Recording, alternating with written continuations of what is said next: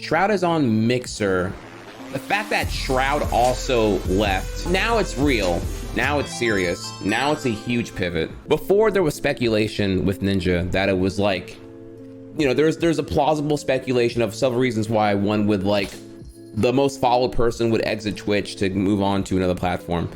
One, Ninja believes he is bigger than just Twitch and ultimately bigger than gaming. We've seen this because he's been on, what was it, Jimmy Fallon. He's written a book about getting good. He's crossing into ESPN mainstream awareness. You know, even your most oblivious of soccer mom is aware of Fortnite, and by association is probably aware of, there's a gamer named Ninja who's some like super gamer that's like, you know, world famous and making a fuck ton of money.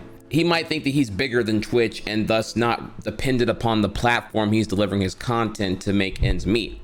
So with that independence, he can now exercise new options that others, quite frankly, don't have, which would include things like, obviously with Mixer, he could opt to make like a long-term play on what's obviously probably a multi-year contract to remain the exclusive Mixer broadcaster he is now, and probably be a major figure on promoting the new Xbox next fall. Like whenever the new Halo comes out, because remember he's a prolific Halo player from back in the gap, I think you will then see Ninja's roots come into play, and the whole plan will seem like a worthwhile investment.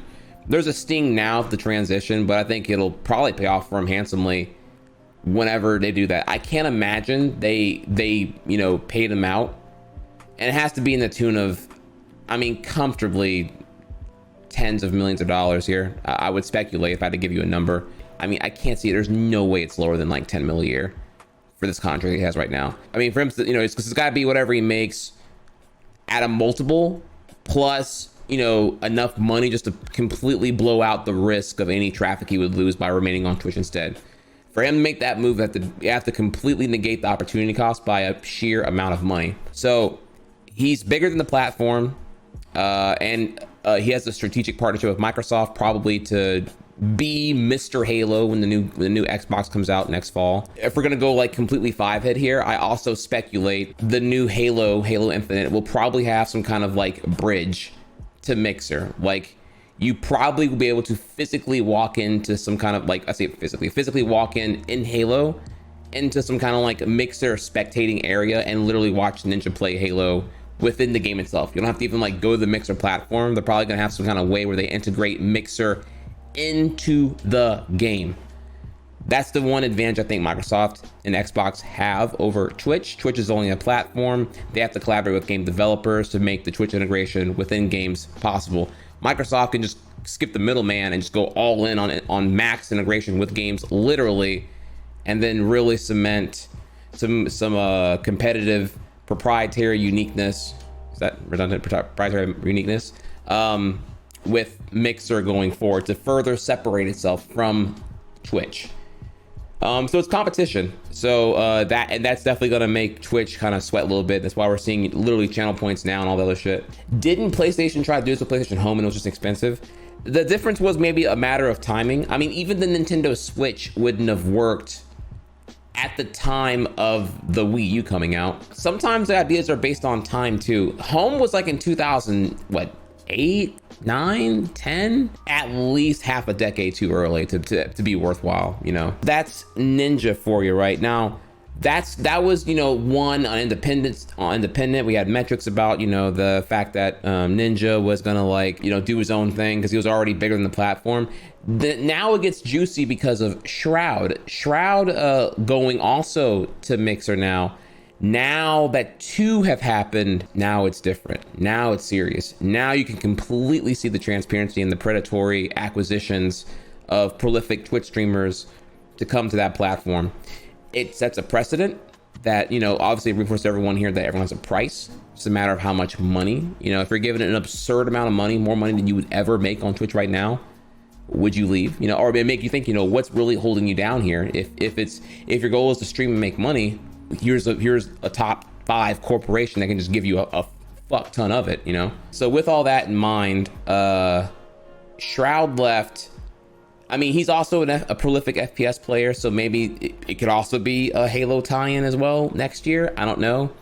But getting Shroud's obviously incredibly bankable. That is like one of your routinely top, it's like one of your power players from Twitch as well. It would further play into the crossover between Ninja and Shroud to, have those who like Ninja would probably like Shroud. It makes the Ninja acquisition that much more profitable and less risky for Mixer. Shroud gets a fuck ton of money, and I'm sure he also, at his size, is most certainly bigger than the platform. He's way more gaming skill than personality to me. I could be wrong on that, obviously. I don't watch Shroud like super actively, but it doesn't matter because, Mixer's more than just like one type of broadcaster here. So he obviously will be fine. And the more of these acquisitions Mixer does, the less risky they get, right? It's kind of like an exponential effect. So with him, it's like, once Ninja made the very risky first step, I can only imagine that anyone else would follow suit if the money was right.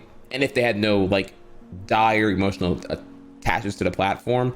And if like, ultimately, if you survive on Mixer and then your contract's over, say in 3 years, maybe even 5 years, I don't know how long these contracts actually are, you could go back to Twitch and be like, hey, well, look, I didn't need you to survive. I'm still afloat right now. But if you wanna bid for my content on your platform, you can. So you return back to the negotiation table, not desperate, but with like data that the platform isn't what carries this point. You may have developed here, but I'm independent of that now. I've outgrown you. So okay, so that's my thing so far on that. In a movement, it's never the first person to do something that's important. It's the second person who joins it that normalizes the action. Absolutely, I completely agree with that. Trapcom, thanks for the 23 months in a row. I completely agree with that. How will this not make internet content more like cable TV? Oh, you're not wrong, it will. But this like single content distributor utopia you dream of is, you'd have to have the content delivery like patented for that to not eventually happen. It's kind of an inevitability, I would say.